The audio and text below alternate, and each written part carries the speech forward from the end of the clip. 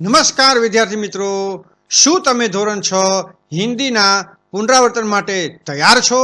તો ચાલો આ વિડીયોમાં આપણે પ્રથમ સત્રના પુનરાવર્તન 1ના તમામ પ્રશ્નોના જવાબો સરળતાથી સમજીએ અને યાદ કરીએ. વિડીયોને અંત સુધી જોજો.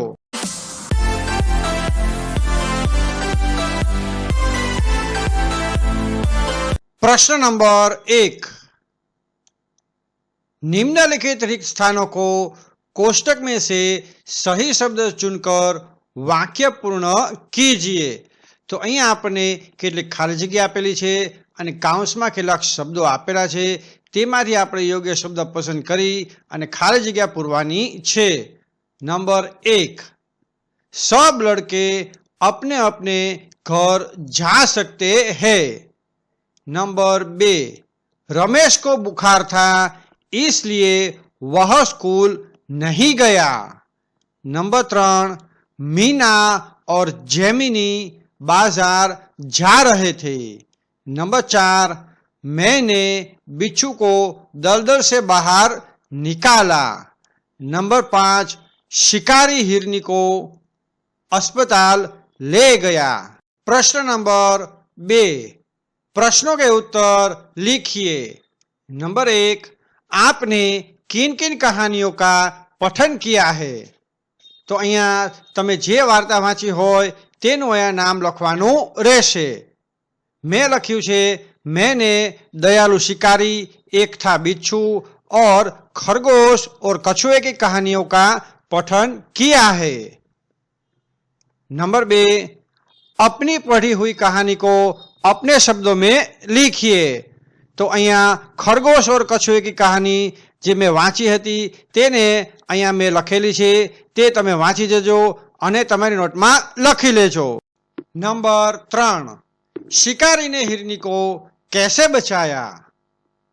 शिकारी हिरनी को अस्पताल ले गया जहां डॉक्टर ने उसका इलाज किया.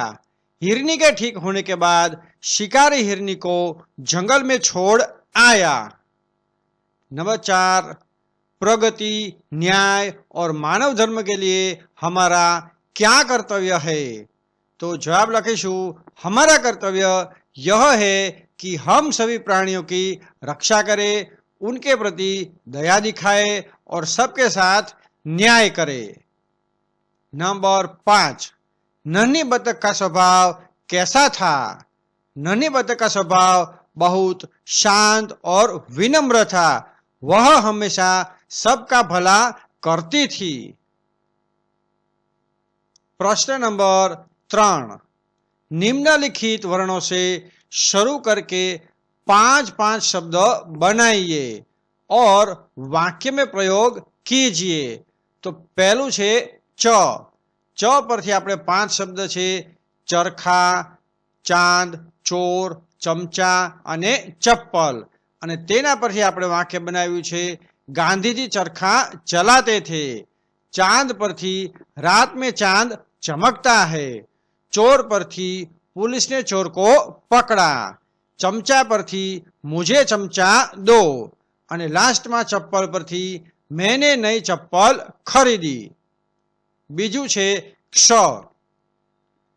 ક્ષ પરથી क्षमा, तो हमें क्षमा मांगनी चाहिए. बीजो शब्द है क्षत्रिय, तो राजा क्षत्रिय था. त्रीजो शब्द है क्षण, तो यह एक ऐतिहासिक क्षण है. चौथो शब्द क्षय, उसका क्षय हो रहा था. पांचमो शब्द क्षमता, उसमें बहुत क्षमता है. त्रीजो शब्द है, त्रीजो वर्ण आपणे जोईए तो ते छे त. त परथी 5 शब्द है, તીતલી, તાર, તપસ્યા, તર્ક અને તાલાબ. તીતલી પરથી વાક્ય છે, તીતલી ઉड़ रही है. तार परथी बिजली के तार खतरनाक होते हैं. तपस्या परथी साधु तपस्या कर रहा था. तर्क परथी हमें हमेशा तर्क करना चाहिए. तालाब परथी वाक्य थशे, तालाब में बहुत पानी है. पछीनो वर्ण छे भ. भ परथी आपणे शरू करिए तो भोजन, हमें पौष्टिक भोजन करना चाहिए। भक्त परथी वह भगवान का सच्चा भक्त है। भारत परथी भारत हमारा देश है। भवन परथी यह एक सुंदर भवन है। भलाई परथी दूसरों की भलाई करो। प्रश्न नंबर 4, समान तुक अर्थात प्रास वाले शब्द बनाकर लिखिए।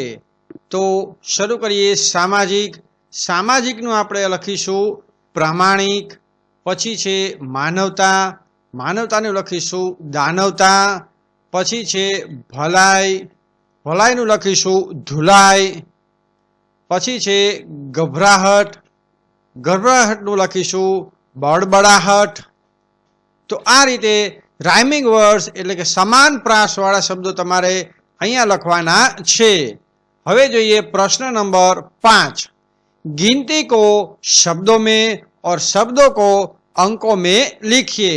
तो आ रीते ज्यां अंक आपेला छे त्यां शब्दमां लखवानुं छे अने शब्द आपेला होय त्यां अंकमां लखवानुं छे। हवे आपणे जोईशुं प्रश्न नंबर 6, निम्नलिखित शब्दों के विरुद्धार्थी शब्द लिखकर वाक्य में प्रयोग कीजिए। तो शुरू करिए नंबर 1, स्वच्छ। तो स्वच्छનું વિરોધી થશે अस्वच्छ અને વાક્ય લખીશું यह जगह स्वच्छ है और वह जगह अस्वच्छ है। બીજો નંબર જોઈએ देश અને विदेश। वाक्य થશે मुझे अपने देश से प्यार है लेकिन मैं विदेश भी जाना चाहता हूँ। ત્રીજો શબ્દ છે प्रिय। तो विरोधी शब्द થશે अप्रिय। वाक्य आपणे लखीशुं यह गाना मेरे लिए प्रिय है जबकि वह गाना अप्रिय है। नंबर 4 में अधिक शब्द है तो तेनु विरोधी थशे कम अने वाक्य लखीशुं मेरे पास अधिक किताबें है जबकि तुम्हारे पास कम है। हवे जोईशुं प्रश्न नंबर 7, निम्नलिखित शब्दों के समानार्थी शब्द लिखकर वाक्य में प्रयोग कीजिए। नंबर 1, सूर्य। तो सूर्यનું આપણે સમાનાર્થી લખીશું सूरज। वाक्य થશે सूर्य सुबह निकलता है। नंबर 2, भूमि। तो તેનો અર્થ થશે જમીન। वाक्य આપણે લખીશું यह भूमि बहुत उपजाऊ है। नंबर 3, प्राण। तो प्राण नो अर्थ थशे जान। वाक्य थशे जानवरों में भी प्राण होते हैं। नंबर 4, सहसा। तो अचानक। वाक्य आपणे लखीशुं वह सहसा मेरे सामने आ गया। हवे आपणे जोईशुं प्रश्न नंबर 8। प्रश्न नंबर 8 में नीचे दिए गए चित्र का वर्णन कराते हुए 8-10 वाक्य लिखे। तो तमारी टेक्स्ट में जोशो तो आवुं एक चित्र आपेलुं छे ते जोई अने तेना विषे आपणे 8 થી 10 वाक्य लखवाना छे। मैं अहींया लखेला छे ते तमे वांची जजो अने तमारी नोट में लखी लेजो। हवे जोईशुं प्रश्न नंबर 9, आप साइकिल लेकर स्कूल जाते हैं और रास्ते में ट्यूब टायर पंचर हो जाते हैं। इस घटना का वर्णन कीजिए। तो आ अंगेनो एक जवाब मैं तैयार करेल छे ते तमे वांची लेजो अने तमारी नोट में लखी लेजो। हवे आपणे जोईशुं प्रश्न नंबर 10, चित्र के आधार पर कहानी लिखिए। तो अहींया जोईशुं तो तमारी टेक्स्टबुक में आवा एक 4 चित्रों आपेला छे। आ 4 चित्रों ने आधारे आपणे एक वार्ता तैयार करवानी छे। मैं अहींया वार्ता तैयार करेली छे ते तमे वांची लेजो अने तमारी नोट में लखी लेजो।